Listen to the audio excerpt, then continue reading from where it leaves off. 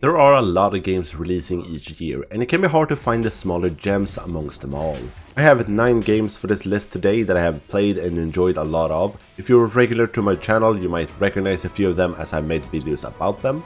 With that said, let's get to the games. First up is Ember Ward. I've always loved tower defense games, and it's rare that you get something new and cool that hasn't really been done before, and that's kind of what the developers for Ember Ward have done. The game's structure is a maze building type of a tower defense game, but what makes Ember Ward so interesting is that you build a maze with Tetris-like blocks, and these you draw from a deck.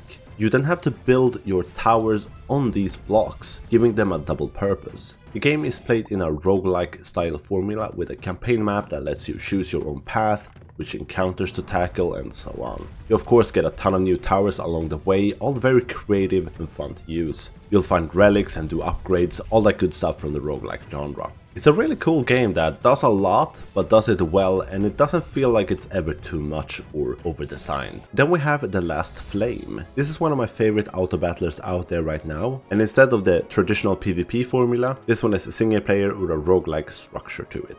You start off by choosing I think 2 heroes, and as you play you recruit more, you gain gear, you gain new heroes, you level them up, they gain talents, you find relics and other types of stat boosts. Like any other auto battler, the goal is to assemble a good team of heroes that can beat everyone else. Within The Last Flame, you aren't limited by turns or the PvP structure, you instead get more powerful as you progress. And when you start to understand the synergies, you can start to almost break the game with some insane builds. This game is a ton of fun, and while it's still in early access, the game have hours upon hours of gameplay in it already. You have your standard campaign with difficulties, there is an endless mode, you have challenge runs with a ton of different rules. It's a really neat game. Next up is Oblivion Override. This is an action side-scroller with some roguelite elements, set in the distant future when AI have taken over. It's a very generic premise, but if you look past that, the gameplay is really good. You pilot a small mech in the game, almost like a suit that grants you different perks and abilities. Then you also have a ton of different weapons on top of that.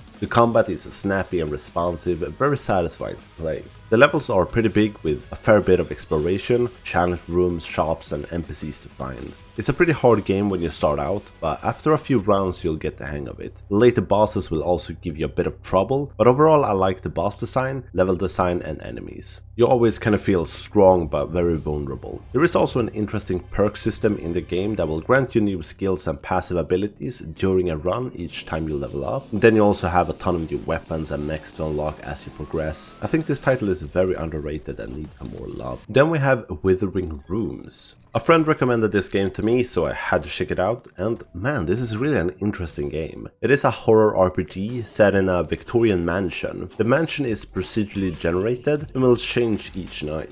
You play a girl named Nightingale as she tries to make it out of the nightmare she's stuck in. I think the look of this game is really cool, and the game is full of details, from the decorations in the mansion to the insane monstrosities that are the enemies, and then the items and the lore that builds up the game. As you explore, you will also find the gear and better equipment in order to take on the challenges that the game will throw at you. The combat is okay, nothing groundbreaking here, but enjoyable. The boss battles are a bit more interesting. The game was kind of throwing me off with the zoomed in perspective. I found it a bit odd, but kind of refreshing, and it fits well with the horror vibe. But it takes a bit of getting used to, as these types of games are usually a bit more zoomed out. But overall, it's a really cool game with a ton of interesting characters and a few different endings from what I remember, but well worth checking out. Frontline Crisis is a really cool little strategy game that brings some really interesting concepts to the table. This is a top-down tower defense game, kind of. You start with preparation. The enemy will come from the right and try to destroy you.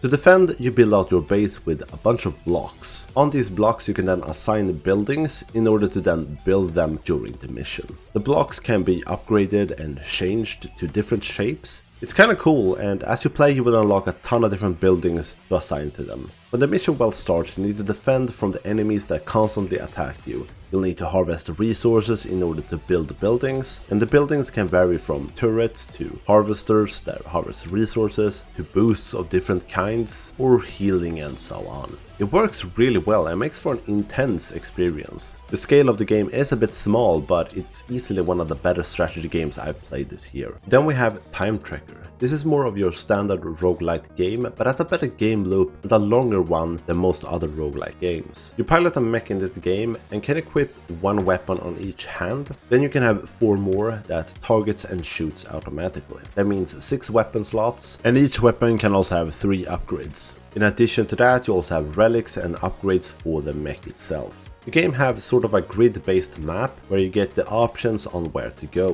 When you choose a mission, you get dropped into a very standard map with a ton of enemies and an objective you usually have to finish. If you fail a mission, the run isn't over. You can actually fail a few times, and you don't even have to repeat the mission in order to progress further. The game is still in early access, but will be released later this year, and I think the arena you're fighting during a mission is a bit simple and generic, and the lack of variety amongst the enemies is definitely holding the game back a bit, but the build potential for your mech is great. And that you have a few lives for each run is something I really like.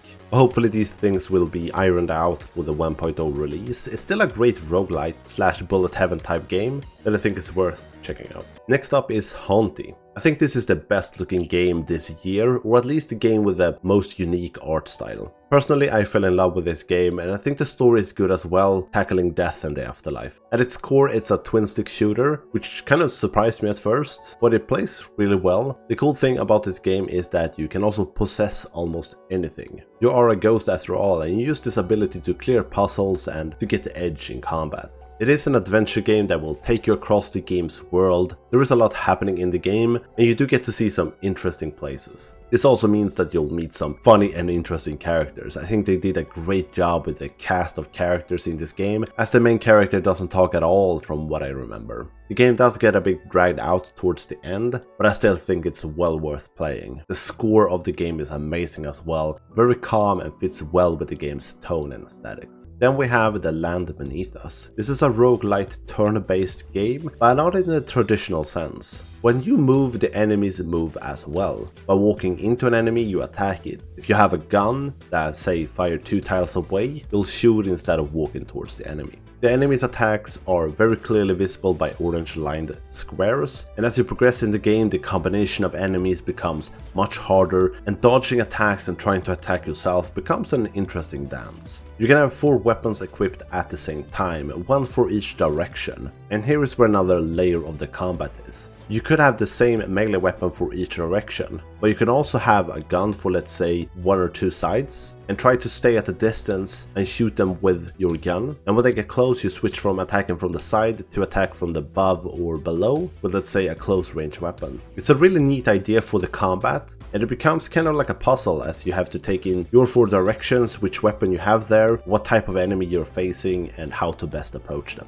So definitely well worth taking a look at if you want a different type of roguelite experience. Next up is Mega Loot. There have been a few games that have focused on the looting aspect and made it the main part of the game. I think of Backpack Battles and God of Weapons, for example. This is what the developers for Mega Loot have done as well. The battles almost take a back seat in this game. Sure, they are still very important, but the upgrading and enhancing your gear takes up far more time. Buying gear is the main way to gear up, and you can combine pieces to enhance them, but then all gear also belongs to a set. You can have a maximum of 3 sets equipped at the same time, plus the set that your character starts out with. So it becomes somewhat of a puzzle to gear up and mixing and matching gear pieces in order to get the set bonuses you want. The fights in the game are fast and simple, but you have an interesting mechanic in the game where you can, once per battle, sacrifice a piece from the shop in order to get the stats from that gear piece for that battle. This is a very simple game, but underneath there is a lot of depth to it, and before you know it, the game will have stolen all your time. Thank you so much for watching. If you liked the video, please leave a like below. I hope you found a game or 2 that you didn't know existed, and until next time, have a great day and I'll see you in the next video.